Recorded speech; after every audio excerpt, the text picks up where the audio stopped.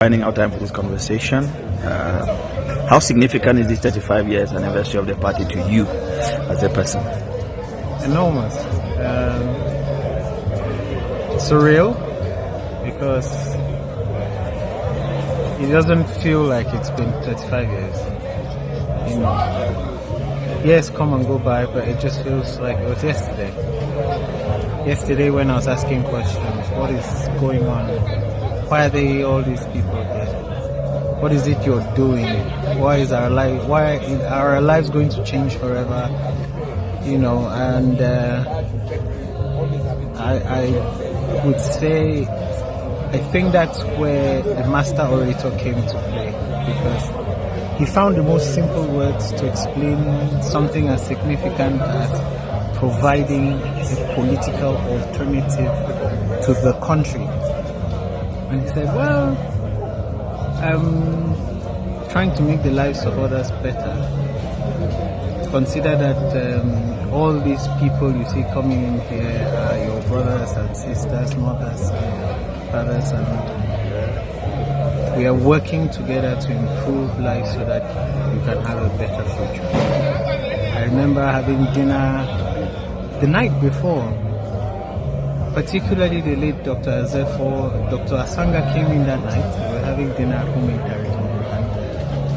I was much more interested in picking Dr. Azefo's mind on science questions, as he was a geologist, and so I was interested in understanding certain things, and we had a very interesting but non-political conversation. Yeah.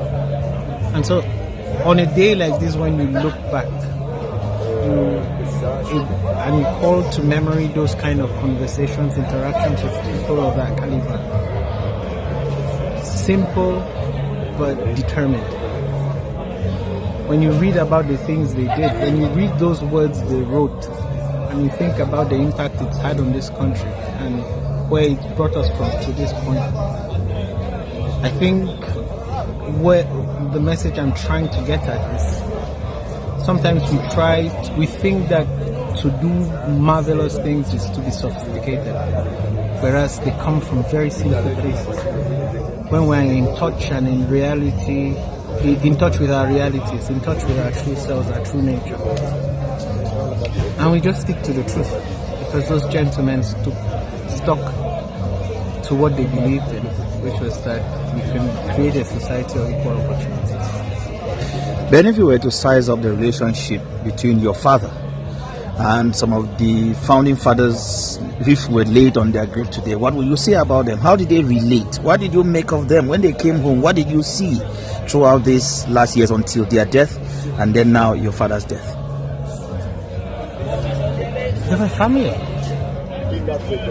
I mean, like I said, we would share meals. This is way before you ever had anything to do with politics as is. They were friends. I mean, and you can understand that today I better appreciate that what came about, the Social Democratic Front, evolved from conversation between brothers and friends, between people. You know, there's a certain friendship which is just platonic. Say hello and hi and you go by. But that friendship where things have evolved beyond just simple hellos and greetings and salutations, and has gotten to a point where people can discuss deep things. I know that the formation of the party came from very deep conversations. It came from a strong place of conviction. They had gone past the superficial of complaining about what obtained, and they started asking questions about, but in this situation, how can we do better? And that is how the conversations evolved to a point where a decision was taken that we will do something, we should do something. So I take the pain to explain this in order that you understand that the relationship was not just about the politics. The politics was secondary to what existed. It was true brotherhood, it was true friendship. And from that friendship was birthed this party. The the practice of politics can be very delicate, especially now when things have rolled out and you have several other people who get involved. Choices start changing. More opinions come on board. It becomes a challenge to select between what is right and what is necessary. And that is generally where people fall out. And it is only natural. But at the very, very bottom of it were stronger bonds. Stronger than those opinions that they differed on. It was, the families have still stayed very much together and intact. The friendships have evolved beyond knowing that this was another person's father and so on and so forth. But, and that is the funny thing, because at that point you start understanding what is more important. Some things are more important than others. Looking at the party that these founding fathers left, and what is of the party today, from the main opposition party, we are now the peripheries of power. Do you think that these founding fathers, if they come up today, they will be happy? They will be proud.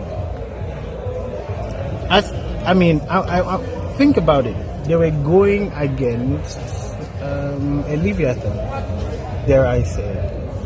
They were going against all odds. And that is the whole question of courage. Because you ask, at the end of such conversations, you'll ask, but can we really do this? And that's where the courage came to say, let us start. They knew the journey it would involve. And that is why in the launch speech, and if you heard when I read an excerpt from his diary, he said it. It's not going to be an easy battle. They were already very certain that they were coming against very serious odds, and that they had to dig deep and stand firm. Starting amongst a group of friends and intellectuals, and evolving to involve a whole nation. It's not something that you'll expect that it will happen overnight. The party today, as opposed to that, I'll say, wrong perception of being peripheral, we are not. There is in 2011, the campaign slogan the late national chairman used was, "In your hearts, you know I'm right." The SDF is in the hearts of people. We are central, we are critical to the discussions that will change and take this country forward. We're not requesting, I don't think the battle today is about power. It's not about an office. It's not about just occupying a particular office. It's about bringing genuine change, and that is why we keep on sticking to the message of federalism, about giving power back to the people, bringing the power to the base where people can take decisions that truly affect the day-to-day challenges in their lives, and can plan forward with regards to many other factors that affect particular and specific localities. And that is why it's not a question of replacing another person with another person, because if you stay within the current context we find ourselves, there's no guarantee of progress. The argument we already know from the other side is we are doing our best. But the problem is you're doing your best within a system that cannot allow your best to be fully felt where it's necessary. By the time a decision leaves Yaoundé to be effected on the field, so much bureaucracy has made it such that it's no longer the solution to the problem as was. But if these problems that evolve on the ground were taken up to an authority that can immediately tackle some of these challenges, I think that a lot of the things that we complain about today will be handled. And that is why we think federalism is the way forward. So it's an argument. We're not arguing about an office, we're arguing about a system. Some people are saying we're going this way, we're saying we need to go this way. That is the difference. And we can argue, and that is the thing why we say we no longer want to be distracted by debates that are not taking the country forward. We want to talk about what is necessary, and it's about where power truly resides. It's about the people being able to take decisions at local levels that affect their lives and can control their leadership without worry for favor. Share a fun moment with me of any of the founding fathers, including your father, about the SDF. Wow, that is a hard one.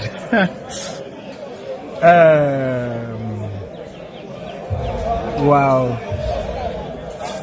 One of them would be at a time where when they used to finish meetings